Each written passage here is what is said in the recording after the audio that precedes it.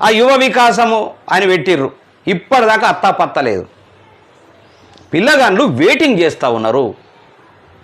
రాజీవ్ యువ వికాసము ఇమీడియట్లీ చేస్తే ఈ ఏడాది ఏదైనా బిజినెస్ పెట్టుకొని బతారు. తెలంగాణ ఉద్యమం పేరు చెప్పుకొని కొంతమంది మాత్రం ఎంతో ఎత్తుకు ఎదిగిన విధానం, వేల మంది అన్నమో రామచంద్ర అంటూ కుటుంబ వ్యవస్థకు దూరం కాలేక, వారిని పోషించలేక ఆత్మహత్య గతే అనే రీతిలో అనేక మంది ఉన్నారు. డాక్టర్ వీరమల్లన్న సత్యం చెప్పిండు, 100% నిజం.